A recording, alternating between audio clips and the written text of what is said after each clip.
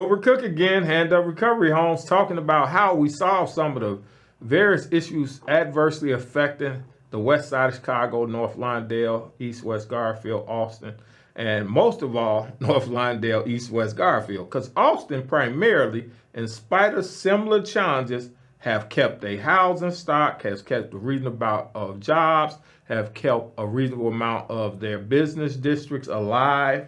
But they're doing some rebuilding as well. They have some areas that did end up dilapidated and destroyed through urban renewal. There wasn't the riots on Chicago Avenue.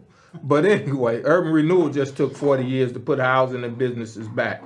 So, and that's a story we're going to tell eventually. But I have a guest here who's been helping maintain the entire West Side through activism and advocacy for over some 30-something years. Over 30. Not to give away her delicate maturity. She's also been instrumental in helping to secure funding for the rebuild of schools in Austin, as well as the new Westinghouse.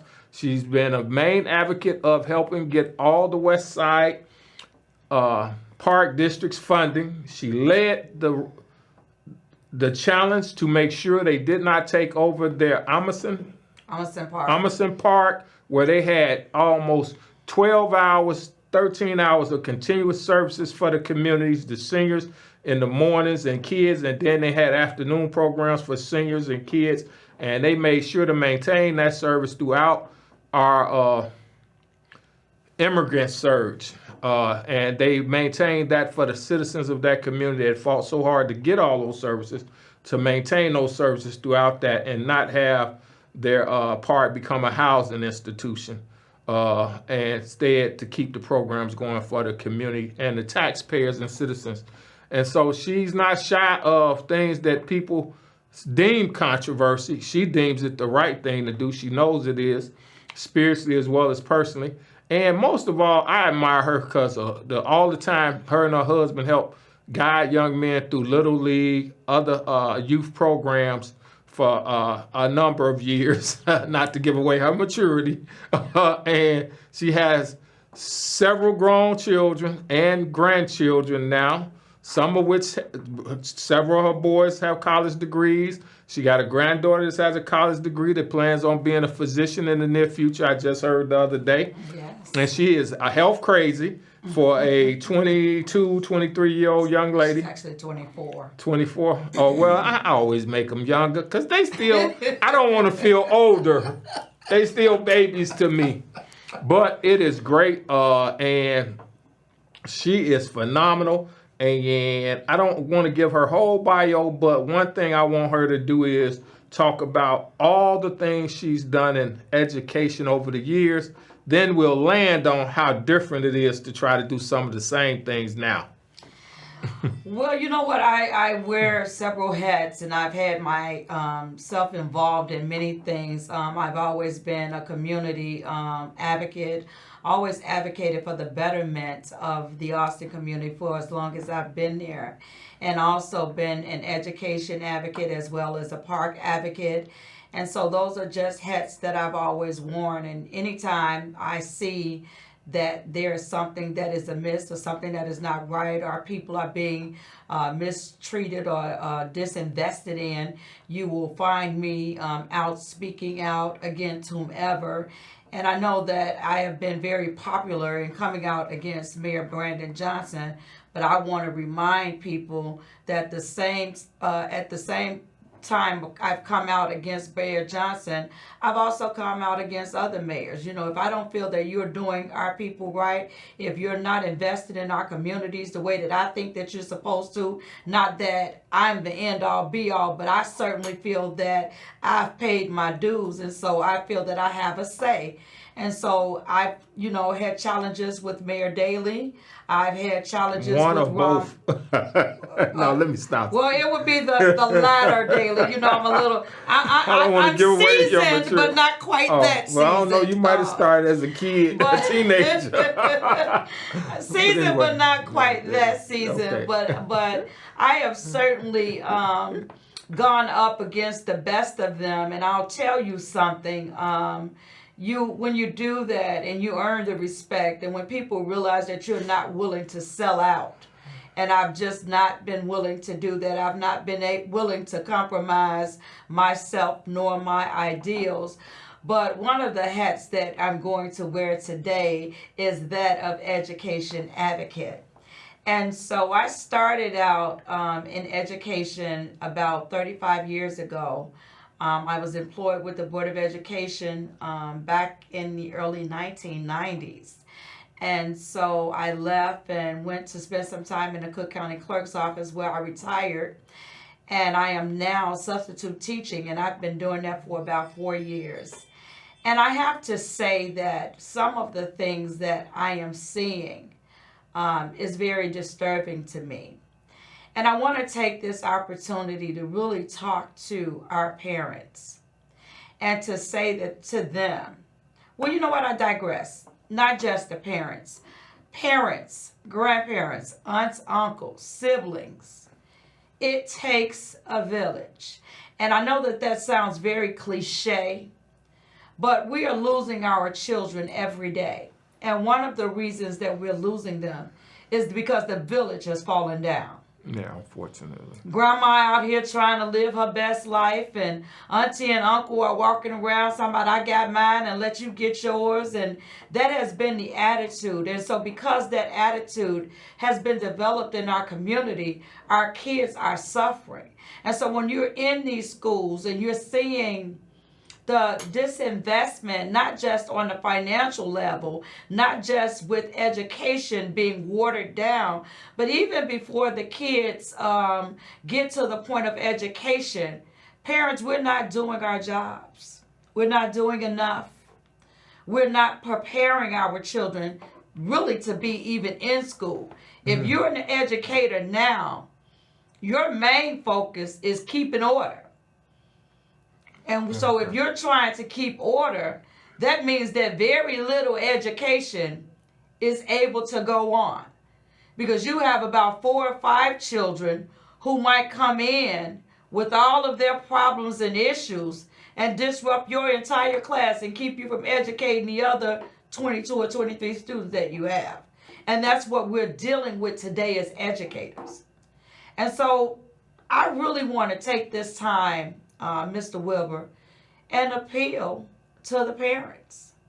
And I know that we are busy and we are working, but you all got to get those kids to put those tablets down, and you got to put in work.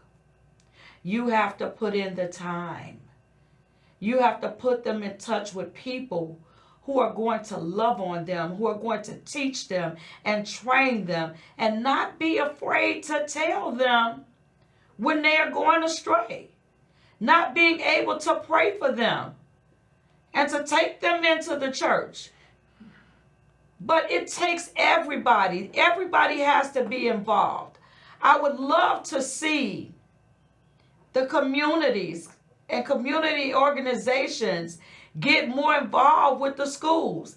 And I'm not talking about on the level of enriching your program or enriching your pocket, but I'm talking about really getting involved.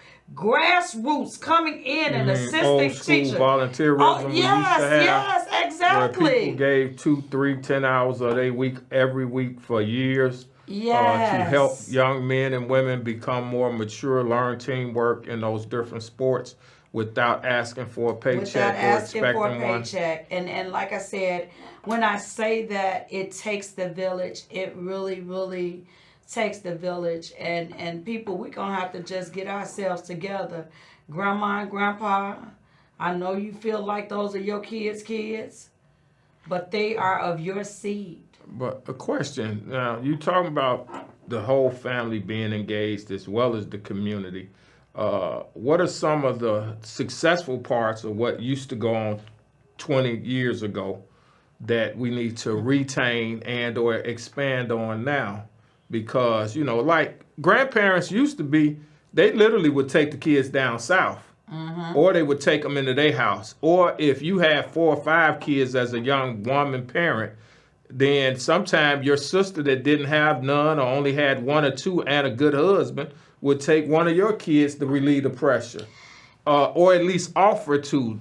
Do we operate in that kind of unison in the African American community in particular? We complain sometimes, we see it a lot in the Hispanic community, the Latino community, but that's the good part of what we once used to do in our community. You know what? Coming up from the South. And that makes a big difference. And I, you know, Dwayne and I will talk a lot about the success we've had with our children. Give him his title too. One of them, the famous one. Dwayne Truss is my husband, who is Yes, also her a husband, former a great guy.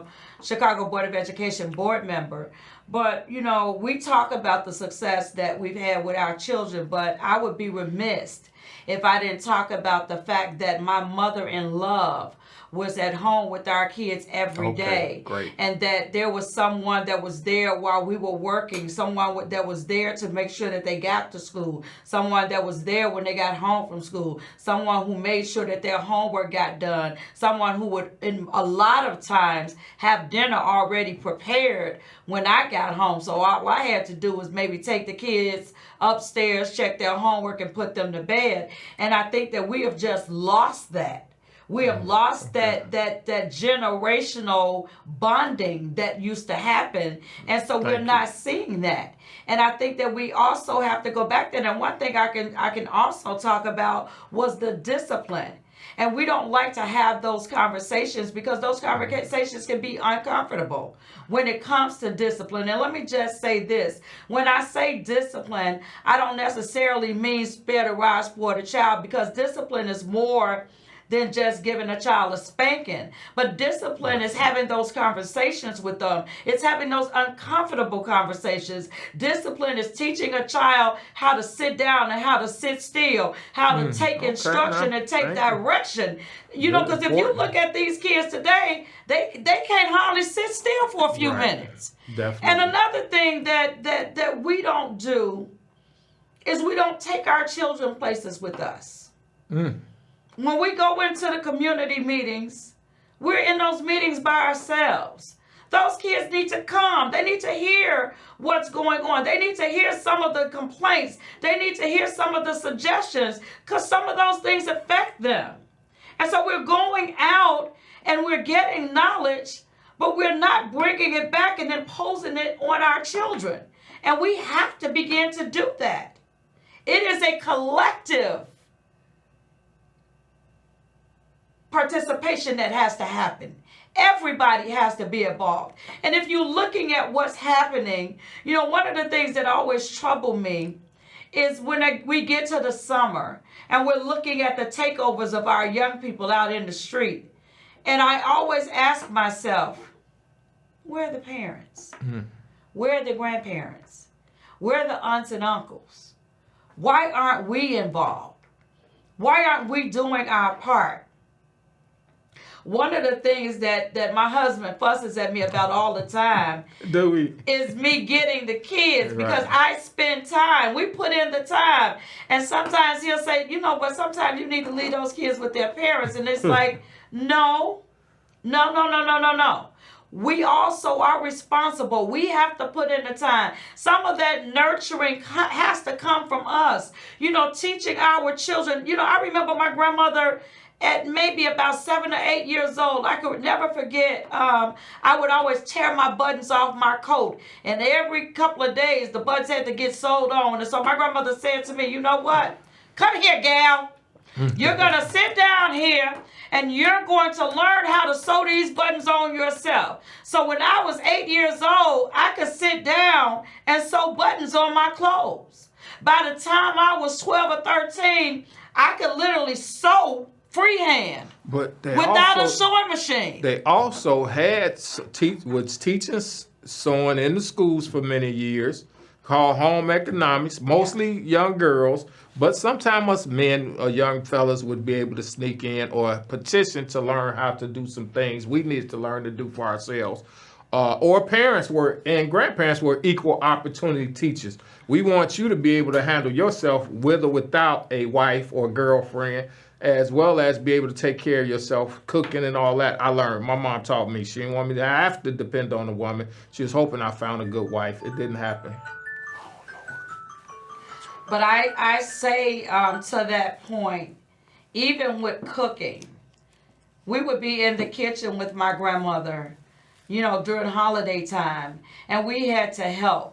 And so, Wilbur, you've come to my house for dinner. Oh, I'm telling you, but I could remember, like I said, by the time I was 12 or 13, I could get in the kitchen and cook a whole meal. I remember being able to cut up a chicken freehand.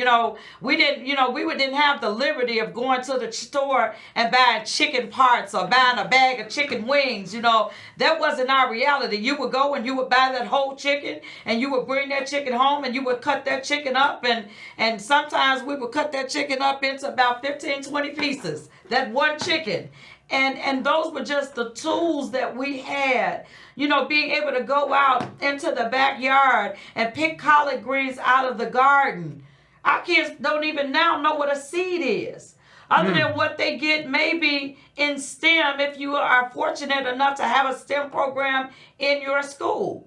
But if you're in an inner city school, well, a lot of the schools don't have a STEM program. Our kids have no idea of what that is. And so basically what I'm saying, people, is we got to get back to the basics. We got to get back to the basics. We got to get back to homing in on teaching and educating our children at home. Education begins at your house, not the schoolhouse. By the time your child reaches to kindergarten, and I'm going to just put some folks on the spot, that's not where your child should be learning to read. When your child gets to kindergarten, those fat cat words that we're just teaching, because right now I'm in a kindergarten class, your baby's supposed to have that before they get there. We got kids who still think their name is Ray Ray. They don't know that their name is Ramon. It's unacceptable, parents. We got to do better. Village, we have to do better. It takes all of us. Well, I want to thank you, because sometimes we think the alcoholism, the drug addiction, the gambling, the prostitution, and all other things kids get drawn into as young adults or teenagers starts right then. Oh, they fell in with a bad crowd. Sometimes that really is the case with kids who have been nurtured, like you say. Absolutely. They fall into bad crowd. But there's another set. The family has to take responsibility. They contaminated their kids. Yeah. They have given them kids poor examples. They have expected little from those kids, and therefore they're getting little out of them. Then the rest of us have to do our best to step in and try to correct that before they end up with a lifetime of in and out of the penitentiary and or stuck in the penitentiary for life for some series of crimes. And we need them to start taking their share of the responsibility back and productively move their kids forward. And we no longer can think it's cute, it's okay as adults that our kids going to follow a father or a grandfather into the penitentiary, or a father into the hustle or the dope game. There are enough legitimate jobs that exist, and we can create more. The other thing is us adults, especially us positive ones, business-minded, we have to get back to creating jobs. Because when I was a kid, I had 4 or 5 grocery stores I could work in that was African-American, Black-owned, by women, men, couples. And so I never was out of work as a good young kid. Unfortunately, our good young kids now, our people don't own most of the stores in their community, and therefore they don't have those other little jobs. The job is, Big Cat, Big Daddy, Slim, and all of them have those jobs on the street. So we have to get back to creating those businesses also. Something else, Wilbert. Let me just say this too, because this makes a difference too. Sisters like myself, who seemingly have it all together. we have to stop judging and looking down on young women when we see them in the street and they may not quite have it together, and we're walking past them and speaking in our minds on their downtroddenness instead of stepping in and being mentors and taking women by the hand and saying, come here, little sister, let me help you out. There's nothing wrong with that. Of course, there'll be those who won't want the help, but there are some that are crying for the help. And we have a responsibility to reach one. It should be Yes. each one, teach one, reach one. Yes. Same thing for the men. We drive past these brothers on the street all day, every day. How many of us are stopping and taking the time to just to go up and say, brother, how you doing today? What can I do to help you out? What can I do to help change your situation? To speak life into our people. Our people are suffering mentally. They're suffering physically. And we're driving by and we shake our heads and we go in our houses and we close our doors. Wow. As if it doesn't affect us. Our children are our future. Because here's the thing that you have to think about. If you don't die young, you're going to get old. Definitely. Those are the people that are going to be expected to not just take care of us, but to carry on in this world. And so what are we teaching them? What are we preparing them for? Because that's really what it comes down to.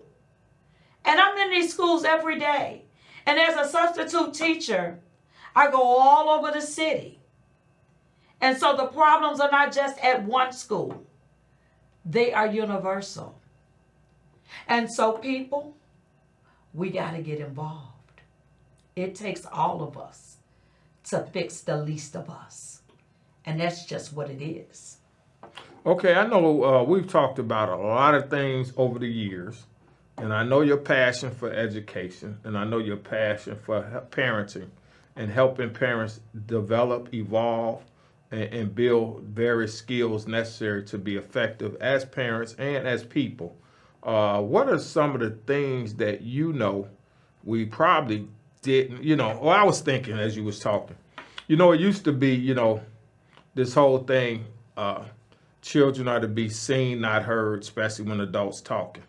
But we've taken that we stopped being like that, but unfortunately, adults are exposing kids to far too much foul language, disrespect, unruly behavior that they have, bad habits, smoking their weed, drinking they drank, listening to their music. And why should we subject children to that on a regular basis? And if we know of them wholesome families, sometimes we have to have the initiative to see if they are willing to have our kids over if we want to just hang out with the friends. But to teach your kid preschool and those bad habits is setting them up for a lot of potential issues in society that functions with those things mostly being private and not public. Well, one of the biggest issues that I find with younger children is that people forget that they're like sponges. Mm-hmm. And so a lot of times adults are having adult conversations in front of these kids. They're doing adult things in front of these kids. And they're thinking, oh, they're 2 or 3 or 3 or 4. They're not impacted or infected by what I'm saying or what I'm doing. And what happens is your little 5 or 6-year-old or 3 or 4-year-old is coming to school and they're repeating that language or they're displaying that behavior. There are some of you that are out having sex in the bed with your kid laying next to you and you think they sleep. And my grandmother used to have this saying, all closed eyes ain't sleep. So they're watching what you're doing, and then they're coming to school, and they're acting it out. And so we just have to be mindful of what we're exposing them to. We have to be mindful of what we're watching on TV. We have to be mindful of what we're exposing them to from the internet. We're sitting there watching stuff, they watching it too. Well, definitely listening to it, even if they can't see the screen. And that's just as bad. And we have to realize kids mimic us in every area and throughout their life. The greatest and most respected, if we can say that, role model is the parent. No matter how bad, no matter how good, number one role model in society is parents. So if we don't do what we're supposed to as adults, then these kids are being failed and they're doomed before they even get started. So let us start them off better and let us be more mindful as adults to be good stewards of our children. Well, Mr. Cook, thank you so much for having me, and I would love to come back and continue to dive into this subject, because we certainly definitely need to spend more time. Hopefully when I come back next time, I'm going to have some nuggets for parents, some things that I want you all to try in order to have a reversal of what we're seeing on an everyday basis in these schools. Thank you. Definitely. Thank you. It's been a plum pleasing pleasure. Thank